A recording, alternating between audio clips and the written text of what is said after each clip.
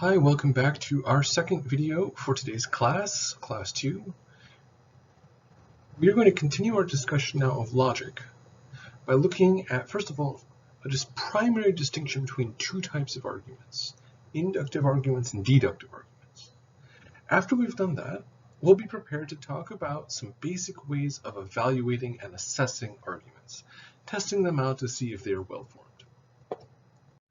This video presupposes that you've already watched video 2A on arguments and objections. So if you have not done so yet, you should stop watching this video and watch that one first.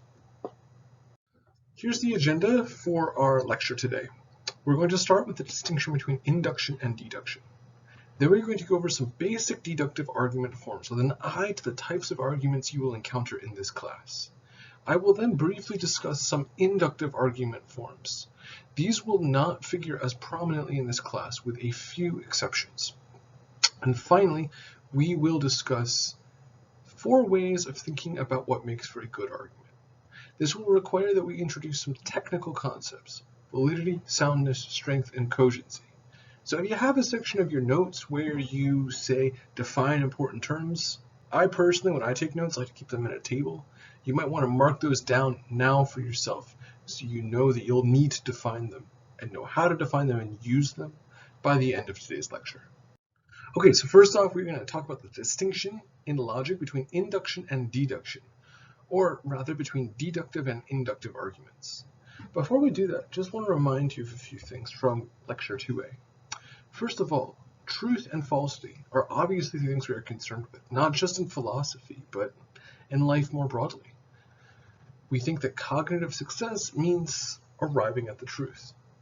We think that there's a certain importance to getting things right, to having true beliefs. Truth or falsity then is a property variously of statements or beliefs. Let's just say statements for here. So when we're thinking about the kind of thing that can be true or false, the kind of entity that we apply the words truth or falsity to, we're talking paradigmatically about statements. And again, you can talk about beliefs, but your beliefs have a statement-like character to them. You believe that such and such is the case. Arguments then are not true or false. This is a very common mistake. So just note this down to yourself somewhere. It is statements or beliefs that can be true or false. Arguments are not true or false. However, arguments can have true or false premises and true or false conclusions. And that's because the premises and the conclusion are made up of statements. Okay, so when we evaluate arguments, then we need a different set of concepts. If I want to say a statement is good or bad, I say it's true or false. That's not, of course, not the only way to evaluate a statement, but that's a very important one. If I want to evaluate an argument, I say it is valid, sound, strong, or cogent. Or, on the other hand, it is invalid, or it is unsound, or it is weak, or it is not cogent. We're going to work up to those 4 terms: validity, strength, soundness, and cogency. So hold on. But I just want you to be thinking from the get-go that we have to use a different set of tools for evaluating statements versus evaluating arguments. And a little note before we go on. This lecture is fairly technical, and it requires that you master some technical meanings of words and logic. It follows then, or you might notice that we're going to use words in a very special, precise sense here. And this may not reflect how you use these words in everyday life or generally in other disciplines you study. So for example, if you take an advanced mathematics course, induction has a different meaning than it does here. And in ordinary language, deduction also often has a much looser meaning. If you read more Sherlock Holmes stories, he often talks about deducing things. We logicians would say he's not really doing deduction. In fact, he's actually doing induction. Not to quarrel with the great Sherlock Holmes, but again, the point here is we are using these words in a very strict technical sense, and the same thing goes for validity, by the way. We've all said that's a valid point or a valid argument before, but that's not how we're going to be talking in this class. We're going to mean something more precise. So what's the difference between induction and deduction from a logical point of view then? Well, we can think about deduction and induction as representing 2 types of arguments we can also think about it more broadly as two ways of reasoning about the world. And here's the thing, you all know how to do this, and you've all done it before. You have all engaged in deductive reasoning before, and you'll see how in just a second. And you've all engaged in inductive reasoning. What's the difference? Well, deductive arguments establish or try to establish a necessary relationship between the premises and the conclusion. When I say necessary, what I mean here is it must be the case. So in a well-formed deductive argument, if the premises are true, the conclusion must be true. Think about what that means. When I say something must be true if something else is true, what I'm saying is that there would be some kind of serious error of reasoning to say one thing is true and the other is not, if they are linked this way. One example of a serious error of reasoning would be self-contradiction. So again, in a well-made deductive argument, if the premises of the argument are true, the conclusion must be true. This is a question about the form of reasoning, in other words. We say in a deductive argument the conclusion necessarily follows from the premises. This is the kind of reasoning that you use in mathematics, for example. If you think back to high school geometry class, when you had to prove those geometry theorems, you were doing deductive reasoning. You didn't say the theorems are probably true. You said they are necessarily true if the axioms and definitions I am using are true. So deductive reasoning is a feature of mathematical reasoning, but we're going to see how it functions in philosophical argumentation in a little bit as well. Inductive reasoning is weaker, we would say. In an inductive argument, you don't try to establish a necessary relationship between premises and conclusion. All you try to do in a good inductive argument is say, if the premises are true, the conclusion is probably true. It's likely that. And because of this, because we're talking about probability or likelihood, we can actually talk in terms of degrees. So we can say that some inductive arguments are stronger than others. This has a higher probability of being a strong argument than this one. Inductive reasoning is also super common. It is common in everyday life. Whenever you form generalizations, you are engaging in inductive reasoning. But of course, the problem is that even the best formed generalizations sometimes yield false conclusions. Let me give you an example. Imagine that you have gone to the grocery store and you have only ever seen oranges with an orange interior, right? You buy oranges, you shop at various grocery stores, and you get to be at the ripe old age of 18 or 21 or however old you are, 50, I don't know. And you have never seen an orange that does not have an orange interior. So you conclude all oranges have orange interiors. But that would be false, of course, because your experience, it turns out, has been limited, and there are things called blood oranges out there, which are delicious. Right? So it's nevertheless reasonable, after a certain amount of experience and observation, how much is another matter, to make generalizations. And we all make generalizations all the time. Some of them are well-founded, some of them are not. Right, so the point with the generalization is that even if all your premises are true, right? Even if it's true that you've observed thousands of oranges and they've all had the same interior color, it doesn't follow that all oranges are necessarily orange inside. So, in a nutshell, the difference between deductive and inductive reasoning is that deductive arguments seek to establish a necessary relationship between conclusion and premises. Inductive arguments seek to establish only a probable relationship. We say that in a deductive argument, the premises necessitate or make necessary the conclusion. Whereas in an inductive argument, we say that the premises merely make the conclusion probable or likely. Here are two more examples of what we mean when we're talking about necessity. So this would be a very boring argument, but imagine the following argument. This is a triangle. All triangles have three sides by definition. Therefore, this triangle must also have three sides. Now that is an argument with a true conclusion, and it's true, of course, by definition. Given any triangle, it's not just likely to have three sides, it necessarily has three sides. Necessarily should be heard here in a very strong sense. It could, you think of necessarily as meaning it could not be the case. Could not be the case. For any given triangle, it could not have three sides. Right? It must have three sides. Now, here's an inductive argument. If we look at U.S. history, we see that basically since the emergence of the two current political parties in the late 19th century, all successful presidential candidates have been either Democrats or Republicans. Therefore, it is quite probable, highly likely, that whoever the next president will be, after Joe Biden, which is when I'm recording this lecture, whoever's the next president after Biden will probably be either a Republican or a Democrat.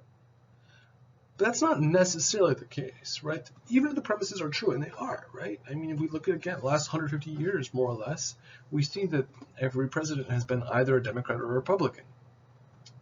But it doesn't follow necessarily. There's nothing in the nature of things as such, or there's no logical contradiction involved in saying the next president could also not be a Democrat or a Republican.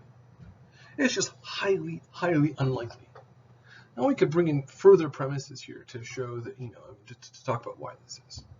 So in one case, the premises lend merely probability to the conclusion. In the other case, they establish the conclusion necessarily. Here's some questions for you to mull over. You do not have to share these on the discussion board. If you do, it's completely optional. This is not the reflection prompt. But I would ask you, all other things being equal, which type of argument, a deductive or an inductive argument, is more likely to yield a highly certain conclusion? And which academic subjects do you think you make use of deductive arguments, which make more use of inductive arguments? Let me just add one more thing here. You might be wondering to yourself, what's the point of this distinction? Well, the reason that we want to divide and classify arguments is because we're going to see, first of all, when you make an argument or you read or hear an argument, you want to know what you can expect from it. If you hear or encounter an inductive argument, all you can say is that a reasonable person should probably go along with this, barring some other consideration. If you hear a deductive argument and it has true premises, to disagree with the conclusion, to fail to accept the conclusion, would be to engage in a kind of self-contradiction. It would be to reason in bad faith. We would be very suspicious of you. We would say either you're insane or you're hiding something, or you're not really genuinely committed to getting things right. Right? You're a bullshitter or something like that. Okay? So the way you respond to arguments differs depending on type. And also the tools we use for assessing them differ. So, as in most things in life, before you can really evaluate them, you have to know what kind of thing it is. Right? Before you can evaluate whether this piece of furniture is good or not, you have to know whether it's a chair or a table. You apply different standards of evaluation in each case. Same thing holds here with arguments. Okay, so first skill you need to develop is to learn to recognize the difference. If you establish that you have an argument on your hands, you need to tell, is this a deductive or an inductive argument? There are some indicator words. Once again, buyer beware.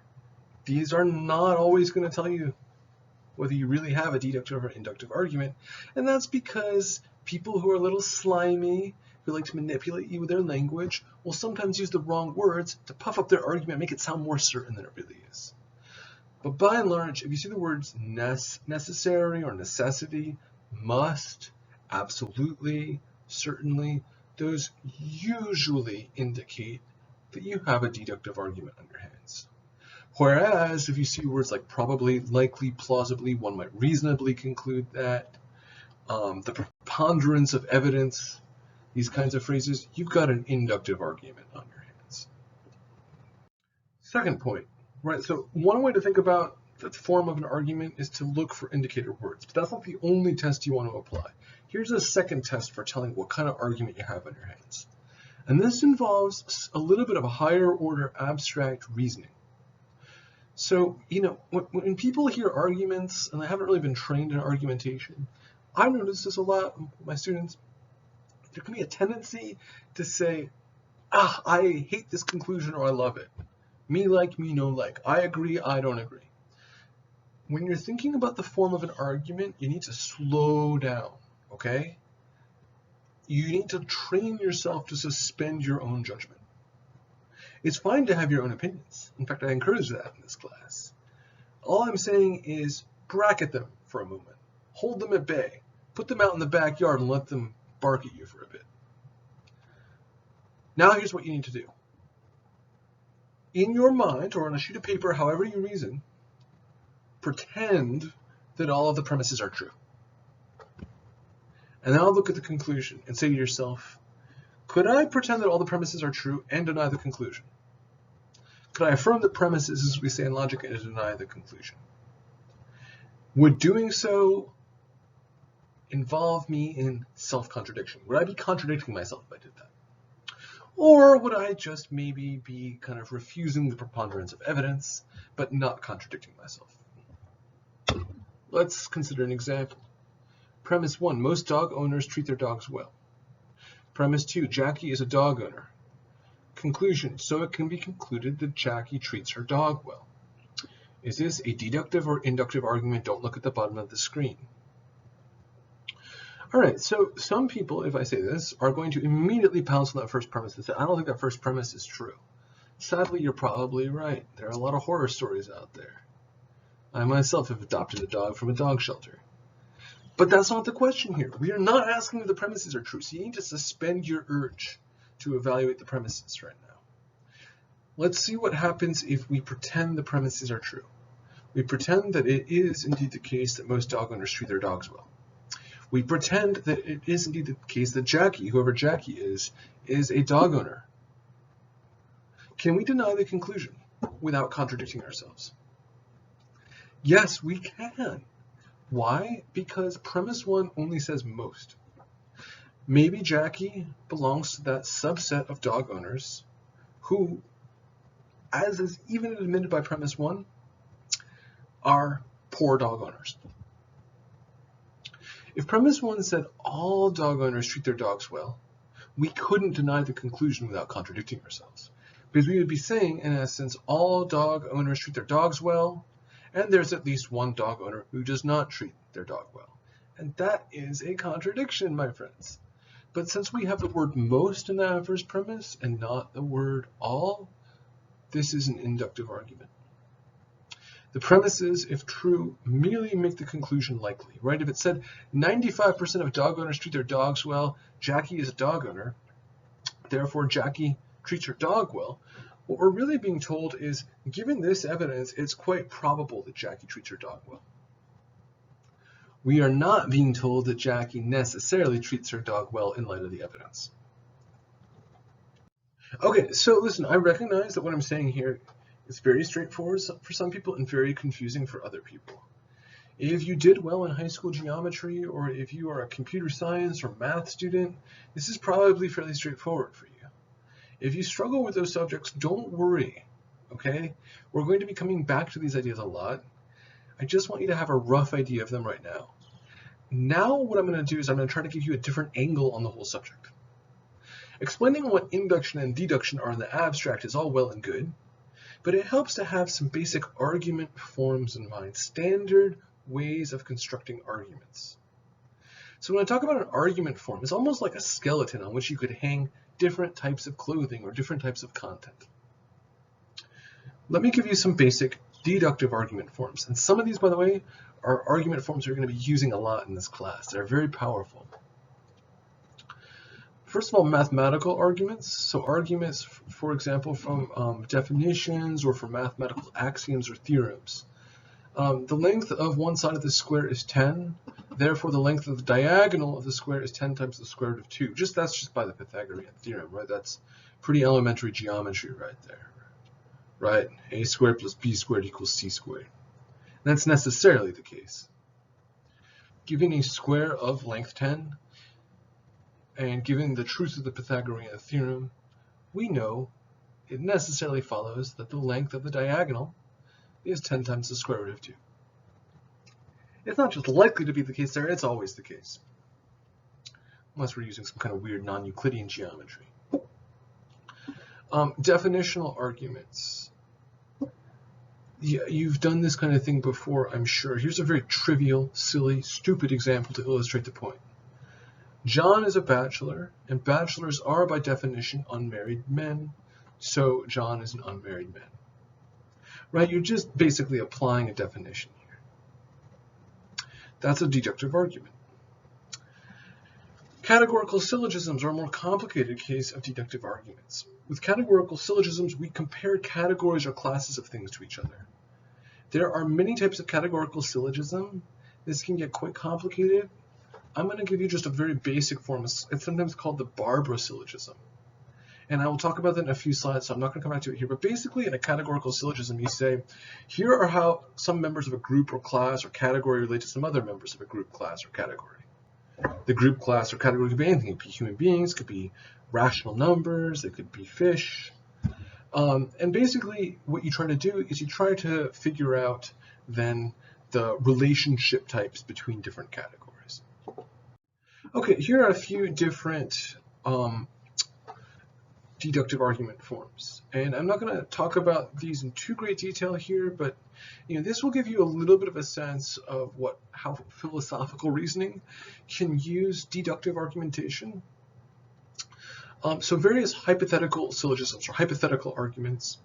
What we mean by hypothetical is an argument involving a conditional statement, an if-then statement. So here's one. This is from the novel The Brothers Karamazov by Fyodor Dostoevsky, a great Russian novelist who's often seen as being a kind of important philosopher in his own right. In this novel, he has a character named Ivan Karamazov. This is written in the late 19th century. Karamazov argues as follows. If God does not exist, everything is permissible, morally speaking. God does not exist, therefore everything is morally permissible. There's nothing that's morally forbidden. That's a deductive argument. If the premises are true, the conclusion necessarily follows. You can't affirm the two premises and deny the conclusion without contradicting yourself. And if you don't see why that is, pause the video right now and just think about this. Think about it for a minute or two. Of course, I should say, it doesn't follow that the conclusion is true. Many philosophers out there would say that first premise is false.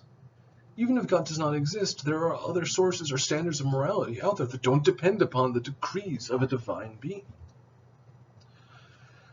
And here's another type of hypothetical syllogism that we're going to encounter later in the course when we talk about free will.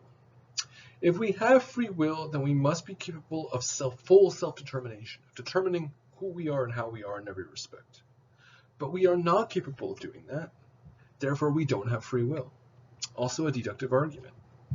So you can see here what you often do in a deductive argument is you try to reason through to something that you didn't know or weren't certain about beforehand, based upon necessary connections. Here's a third type of syllogism or deductive argument. Don't worry about that word syllogism too much. It's kind of a fancy word for deductive argument. This is called a disjunctive syllogism. It makes use of an either-or statement. Either the rabbit went down the left path or the right path. The rabbit did not go down the right path. So we have some independent way of finding that out. This is a very common form of reasoning. You know there are only two possibilities. You have to genuinely know there are only two possibilities, no others. And you know that one of the possibilities is false, so you conclude that the other is true. Therefore, the rabbit went down the left path. And as I mentioned here, Sextus Empiricus, who's a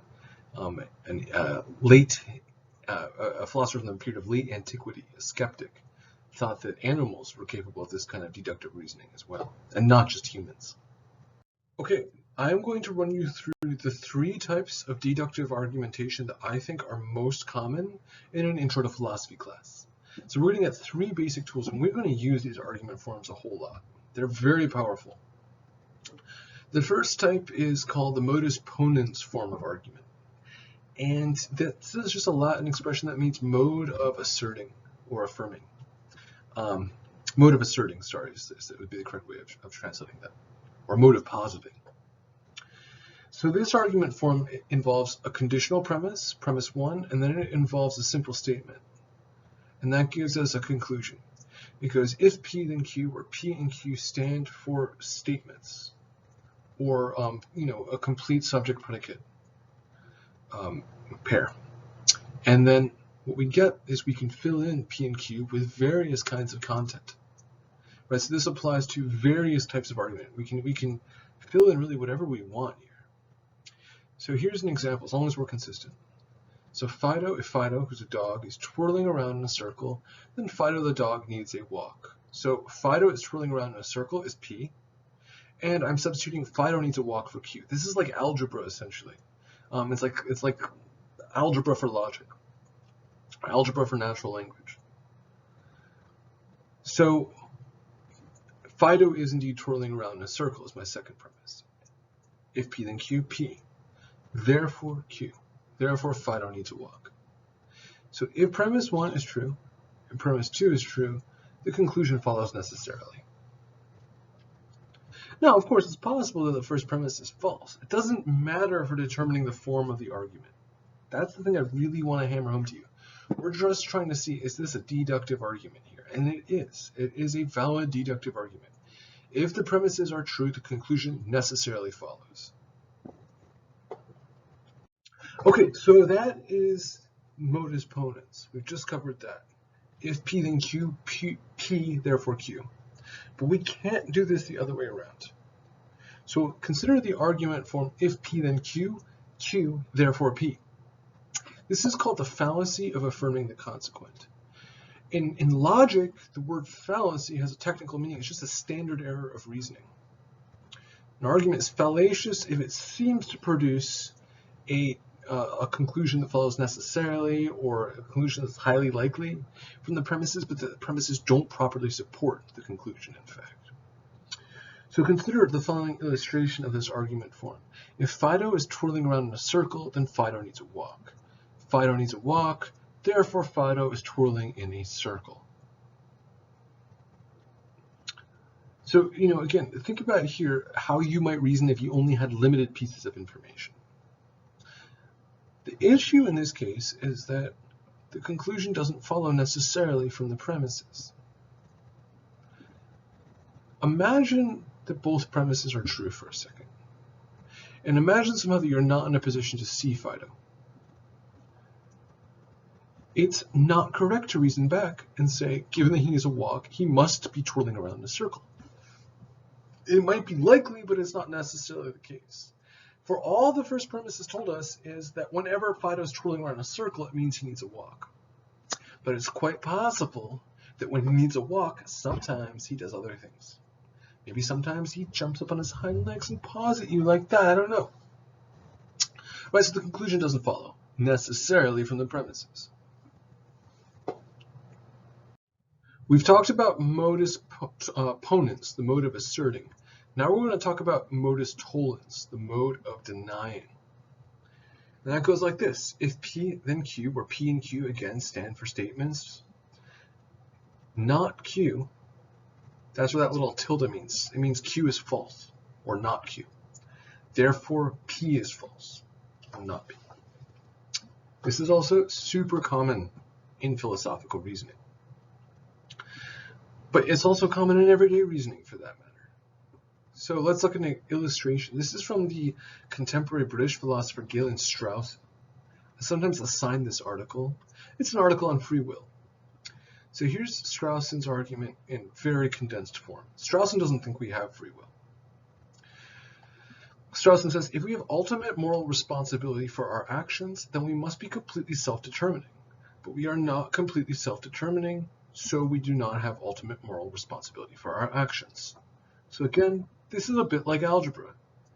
For P, we are substituting, we have ultimate moral responsibility for our actions. For Q, we are substituting, we must be completely self-determining.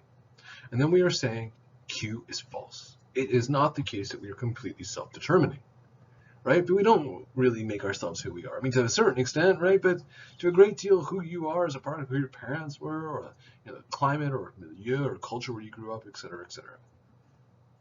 So we do not have ultimate moral responsibility for our actions. P is false. Again, this is, often when we reason from what we know to be false rather than from what we know to be true, and that's what we're doing here. This is a valid deductive argument. Now, you might disagree with the premises. When I talk about this argument with students, a lot of them don't think the first premise is true. You might want to pause the video and just reflect on that on your own. But it doesn't matter for determining whether this is a deductive argument or not. It is. If the premises are true, the conclusion must be true. You could not affirm the premises and deny the conclusion without contradicting yourself. But we can't go the other way. That would also be fallacious. It would involve the fallacy of denying the antecedent.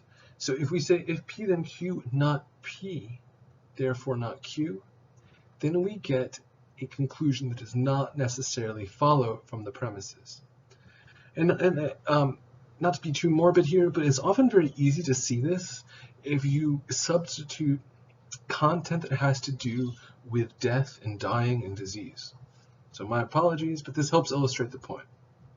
Because again, this is a super common error of reasoning. I see this in student papers, I see this in politicians' speeches all the time. So if Joe Schmo drinks the poison, that's P, Joe Schmo will die, Q. Joe Schmo isn't drinking the poison, not P. P is false. Therefore, Joe Schmo won't die. Well, here, the nice thing about this example is that conclusion is obviously false, right? And again, if we have a false conclusion and true premises, something has gone wrong if we're trying to make a deductive argument, right? And that's because Joe Schmo, like the rest of us, he's mortal. And someday he will shuffle off this mortal coil, he will die. Sorry, Joe Schmo, maybe the poison won't get you, but something else will. Maybe, a thunderbolt, who knows? Okay? So this is not a valid argument form. I've talked about modus ponens. I've talked about modus tollens. Now I'm going to talk about one other very standard form of deductive argument. It's called the Barbara syllogism. The reason it's called the Barbara syllogism is kind of complicated. It has to do with the form of the argument. It has to do with a song some medieval monks came up with to memorize logical categories. So don't worry about it. You don't have to know this is called the Barbara syllogism. It's just the most common form of categorical syllogism. And it goes like this. In this case, the letters stand not for statements, but for terms. Basically for nouns, you could say. The terms can be complex, though. So it goes like this. All members of class M belong in class P, or you could say all M are P. And then it says all members of class S also belong in class M. Therefore, all members of class S are members of class P. That's what that means. So R here means are members of. This way of reasoning is something that we will see a lot in philosophy. Here's an example from philosophical ethics.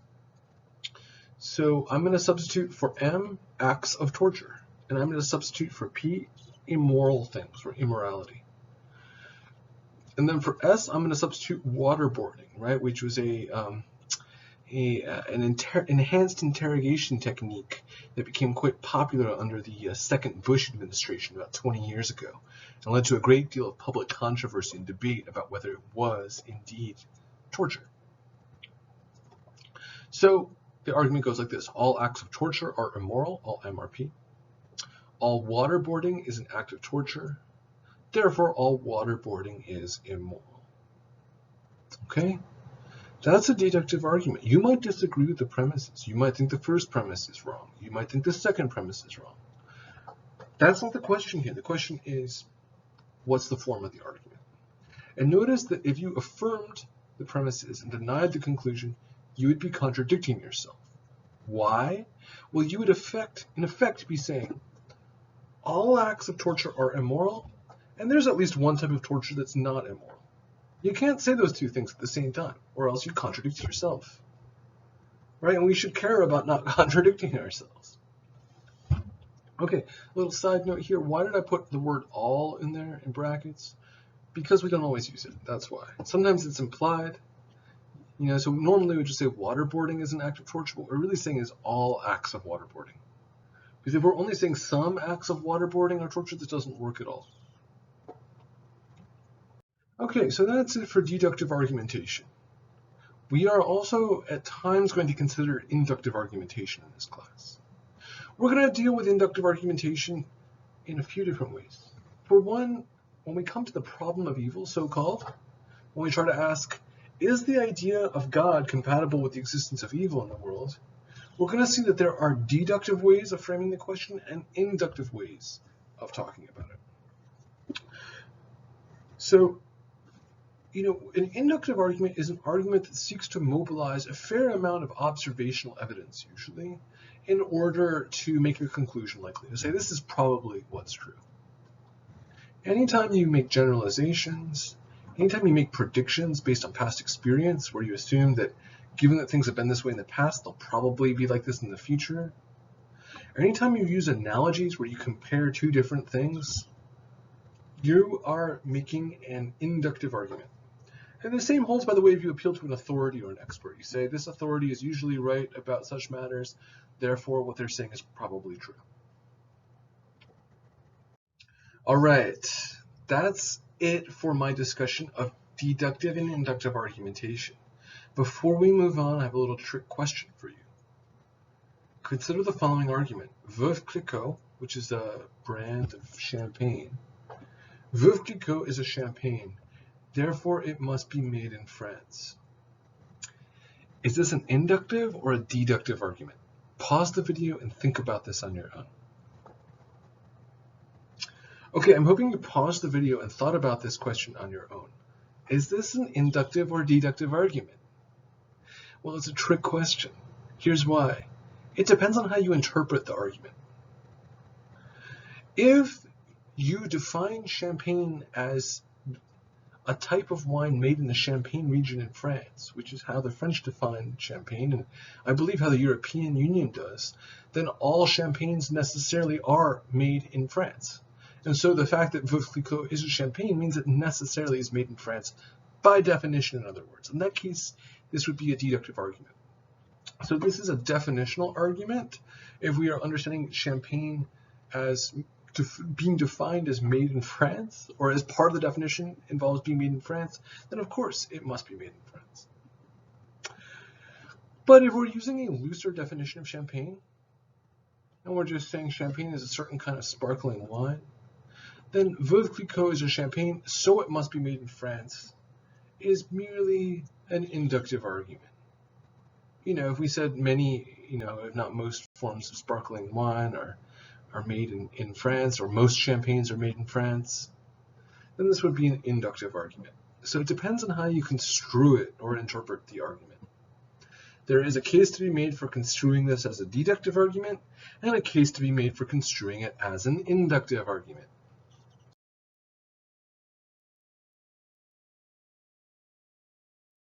Okay, final section of our lecture 2B for today. Validity, soundness, strength, and cogency. We've talked about the difference between deductive and inductive arguments. Now what we want to do is develop some technical terms for evaluating them. For saying, is this a good argument or a bad argument? Now the thing is, when we evaluate deductive arguments, we need to use a different standard than when we evaluate inductive arguments. If you want to think of a good inductive argument, you have to say, well, even the best inductive argument could turn out to have a false conclusion. But that can't be the case with a deductive argument. The deductive argument, if you affirm the premises, you must affirm the conclusion. So here are 4 terms that will allow us to evaluate deductive and inductive arguments, respectively. Deductive arguments are valid if they're just well-made deductive arguments. Validity means that if the premises are true, the conclusion must necessarily be true. Put differently, in a valid argument, which is just by definition a well-made deductive argument, to accept the premises and reject the conclusion would be to contradict yourself. Okay? So in other words, there's a kind of forcefulness to deductive arguments. Deductive arguments, when made well, when they are valid, say to us, listen, if you accept our premises and you deny our conclusion, then you're really not serious about life. You're not really serious about thinking through things. You're not really serious about making your thoughts consistent with one another. And therefore, we shouldn't take you very seriously. However, here's the big caveat. A valid argument can have a false conclusion. What? How is that possible? Well, it's possible because the premises could be false. So all you are saying when you say an argument is valid is that if the premises are true, the conclusion must be true. If further you find the premises to be true, so you say this is a valid argument and it has true premises, then it is what we call a sound argument. Soundness is just validity plus true premises. That's validity and soundness. Okay, so put differently, all sound arguments are valid arguments, but not all valid arguments are sound arguments, because there are some valid arguments that nevertheless turn out to have false premises. Now let's talk about inductive arguments. That's the second big bullet point there. Remember, in an inductive argument, the premises are intended merely to make the conclusion likely. We say that an inductive argument is strong if its conclusion would likely or probably follow if the premises were true. So strength is the inductive analog of validity. It's like validity. And we say an inductive argument is cogent if it is strong and has true premises. So cogent arguments are strong, but not all strong arguments are cogent because some strong arguments have false premises. Now, one thing to note here is that validity is an all or nothing affair, okay? It is an all or nothing matter. An argument is either valid or invalid. There are no such things as semi-valid arguments. I know this is not how we talk in everyday life, but this is how logicians have been talking for centuries, okay? So just bear with us here. But when it comes to strength, we can talk about degrees. Strength is not an all or nothing black or white affair. Some arguments are stronger than others. And in fact, our legal system represents this because we have, I think, a dozen different standards of evidence and proof out there, right? There's beyond a reasonable doubt, which is the standard of evidence and proof used at a criminal trial. That's a very strong inductive argument, we say. So the premises make the conclusion likely beyond any reasonable doubt. But a weaker standard of proof would be something like a reasonable suspicion that something is the case. So inductive arguments admit of various degrees of probability or strength. Okay, and there are some very helpful tables in the reading, which I'm not going to recapitulate here. But again, I am expecting that you're doing the Hurley reading as well. So if you're getting confused by what I'm saying here, make sure you look at the Hurley reading carefully. I'll post some additional resources on Course10. I typically find that there are about 5 or 6 ways to teach this material. I try to give you a different approach from Hurley, and I can give you some additional videos on YouTube if you're still confused. I just really want you to understand this. I don't care how you do it. So as I said, there are valid arguments out there that are nevertheless not sound. Let me give you some examples. Since Christmas is always on a Thursday, it follows that the day after Christmas is always a Friday. You can probably spot the problem here right away. I hope you can. Obviously Christmas is not always on a Thursday. It depends on the year. It varies. That's not the question here, though. We're asking, is this a valid argument, which means if the premises were true, would the conclusion have to be true? And the answer is yes. If it really was the case that Christmas was always on a Thursday, then Christmas, the day after Christmas, would always be on a Friday, because Friday, by definition, is after Thursday. So this is a valid argument. The premises necessitate or entail the conclusion. The conclusion necessarily follows from the premises. It just so turns out that the first premise there, Christmas is always on a Thursday, is false. So it's not a sound argument. It has a false conclusion. It has a false conclusion, but that's because it has a false premise and not because of some other defect. Okay, so you can see here that there are potentially many, actually infinite number of valid arguments you can make that are not sound. But all sound arguments are valid. Now I want to give you an example of an invalid argument. All rich people own vacation homes. Jackie's parents own a vacation home, so they must be rich. This argument is invalid. Why?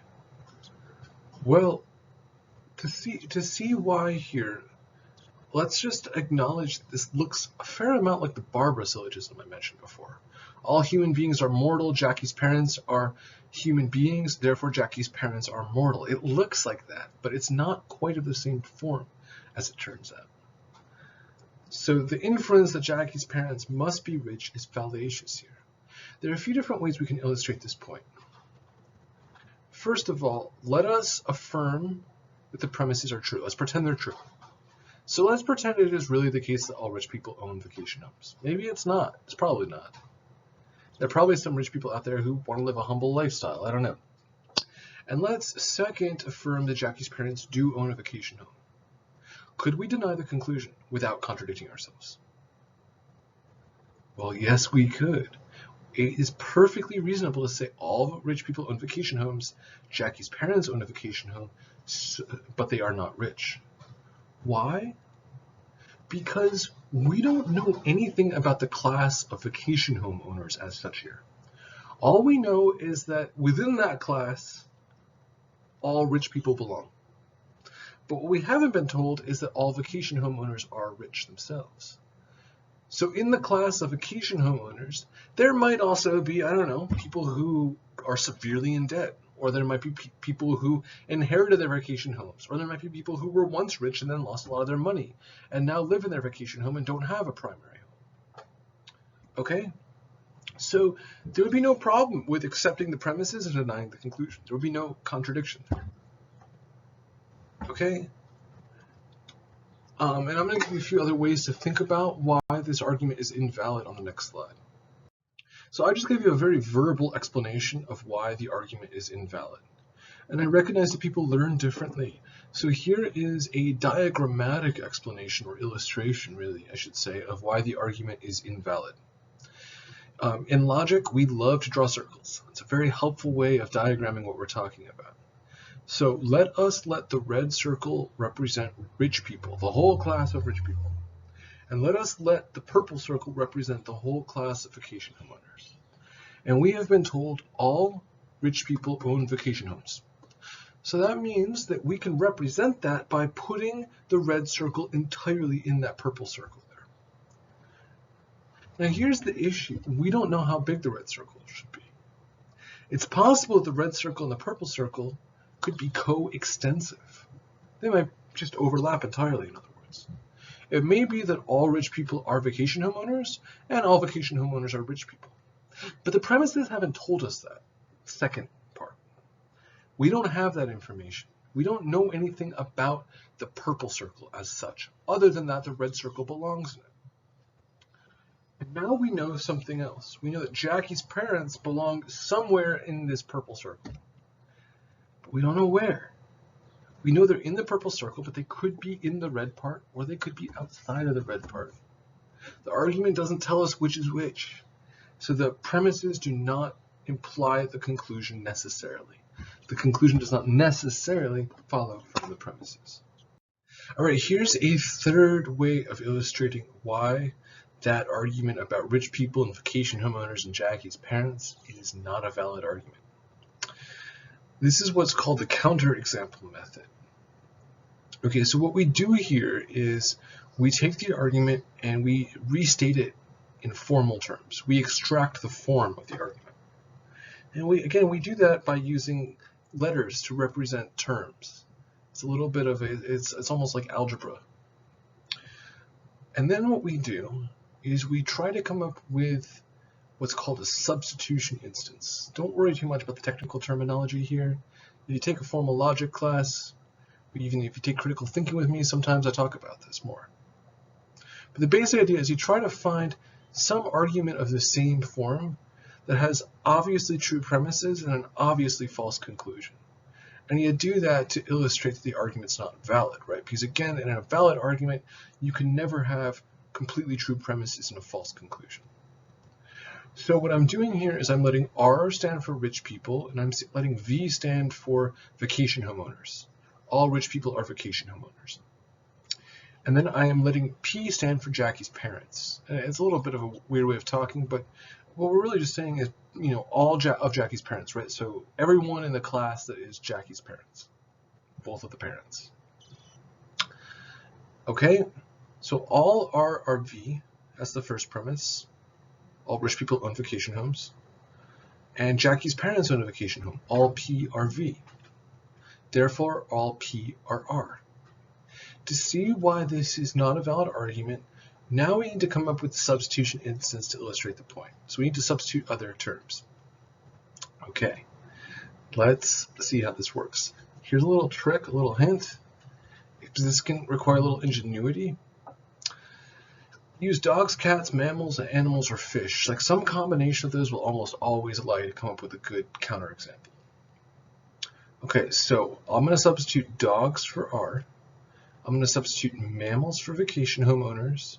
And I'm going to substitute cats for Jackie's parents. And let's see what happens. All dogs are mammals. That's true. All cats are mammals. Yep, also true. Therefore, all cats are dogs. No, that is definitely not true. Okay, so this illustrates for us quite clearly that this is not a valid argument.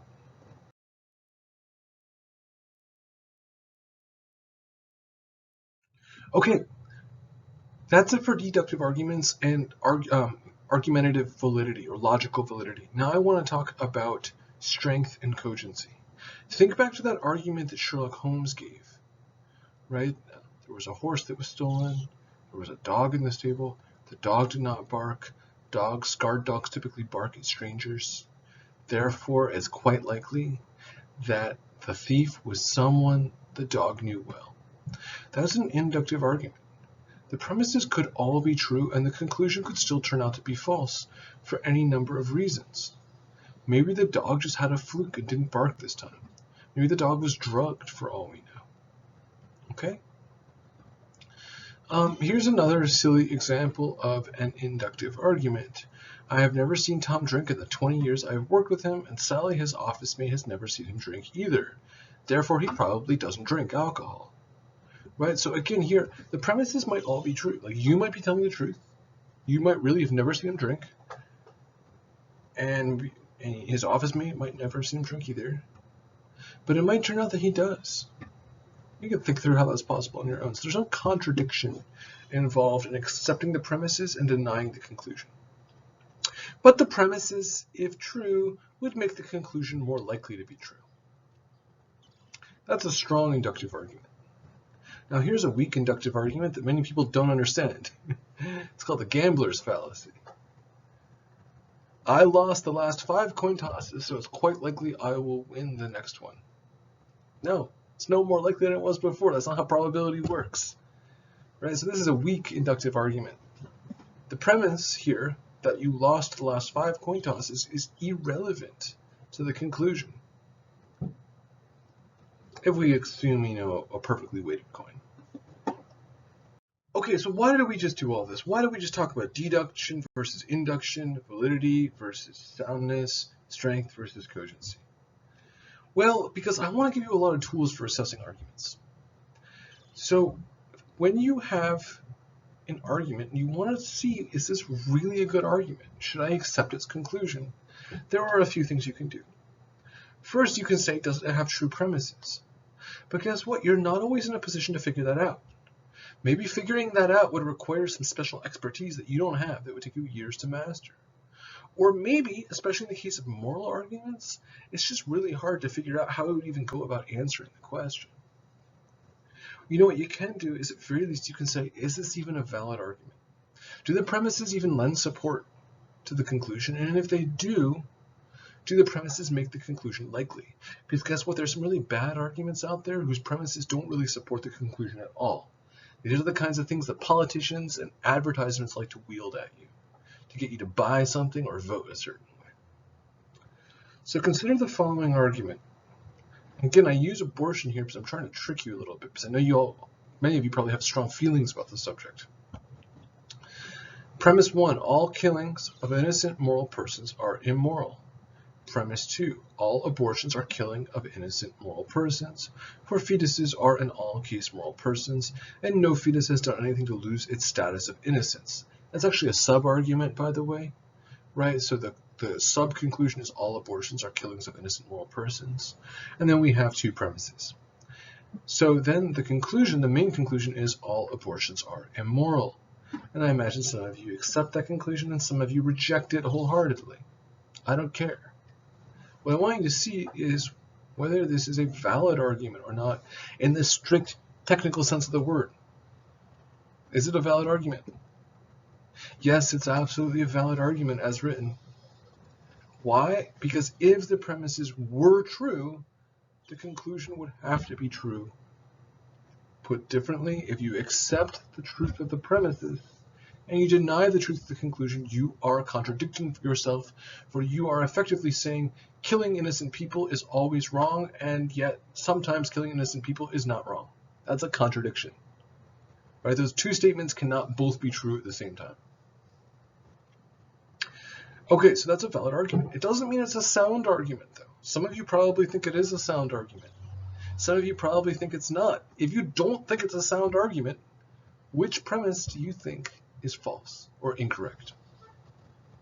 My guess is that you probably think the second premise is false, by the way, right? That's the more natural one to object to. So you'd want to give a reason. To object to this, you want to give a reason to think that premise 2 is false. Right, so if you're evaluating an argument, you figure out its form, and then you just say, is it a valid argument or a strong argument? Now here's the thing I just want to say to you. For the most part, if you are reading something written by someone who is highly educated and has thought very carefully about their topic, you're probably not going to find any invalid arguments. It's quite rare. It does happen, but it's quite rare. So in this class, when we read philosophers, we are probably not going to find very many invalid arguments, but it's still worth looking for. And in your own writing, you are going to try to put forward deductive arguments, and my guess is you will put forward some invalid arguments. That's okay. You learn by making mistakes in philosophy. Second illustration. All people who commit heinous crimes should receive the death penalty. Premise 2. Some burglars are people who commit heinous crimes. Conclusion. Therefore, all burglars should receive the death penalty. Is this a valid argument? What do you think? Think about this for a second. And if no, why not? So my guess here is that some of you are going to get tripped up and start thinking, oh, I really hate the conclusion. That's wild, it's ridiculous, it's preposterous. The conclusion is manifestly false. And some of you might say, I hate the first premise. Who could possibly believe that? Some of you might accept it, I don't know. I don't care. It's not relevant here. We're assessing validity, not soundness. We're talking about validity, not truth. Don't confuse validity and truth. Get that like tattooed on your forearm or something, okay? Do not confuse validity with truth. Let's think about this. Could you affirm the premises and deny the conclusion without contradicting yourself? Okay, all people who commit heinous crimes should receive the death penalty. Some burglars are people who commit heinous crimes. But not all burglars should receive the death penalty, or maybe none of them should. Yeah, that's not a contradiction there. There's no problem with accepting the premises and denying the conclusion. Why? Well, because the second premise only tells us something about some burglars, not all burglars. So we don't know whether the burglars that we're about to execute are people who actually belong in the category of committers of heinous crimes. This is not a valid argument. Okay? In fact, that sum there is highly, highly vague. Maybe all we're saying is that one or two people, just a few, in which case executing all burglars would be morally monstrous. So, to recap, example A is valid, example B is invalid. And in both cases, you might also dispute the truth of one or more premises, but that's not germane to the question, is this a valid argument? So what I would suggest to you is you kind of make a flow chart for yourself. Is this an argument? If so, what kind of argument is it? Is it deductive or inductive? If it's deductive, is it valid? If it's valid, is it sound? If it's inductive, is it strong? If it's strong, is it cogent? Now, if you want to object to an argument, the first thing you really want to do is figure out the form, and the second thing you want to do is figure out whether it's valid or strong. Again, if you're dealing with someone who is a professional reasoner, so to speak, you're probably not going to come across weak or invalid arguments. If you're reading something put out by, say, a politician or a think tank, you may be reading propaganda, in which case you may be reading something that is invalid or weak, designed to manipulate and persuade you, rather than rationally persuade you.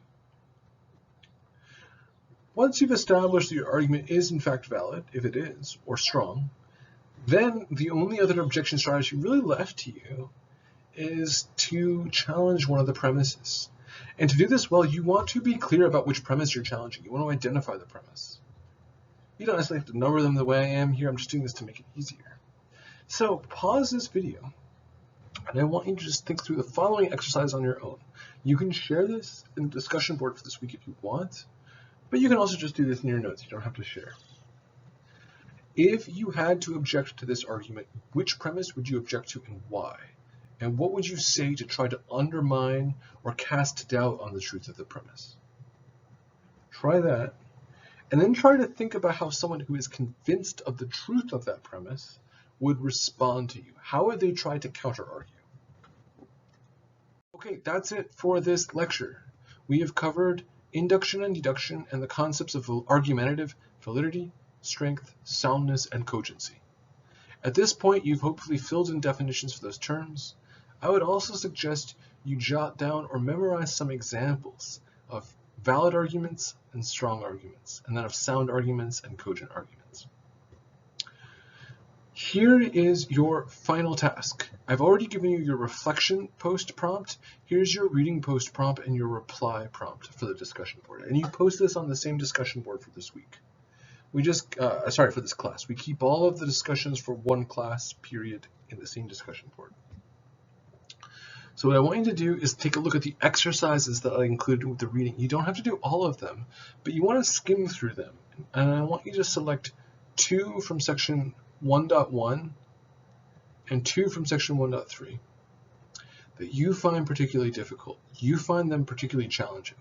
Don't go for the easy ones. Go for the hardest ones you can find and try them out. Post your answers on Course 10, but also say a little bit about why you found them difficult. Try to explain why they were challenging for you. And then for your reply, you can either reply to someone else's reflection post or their reading post. And I give you some notes here about what to do in each case. All right, that's it for class 2. Stay tuned for class 3, which you'll find under content, tab number 3.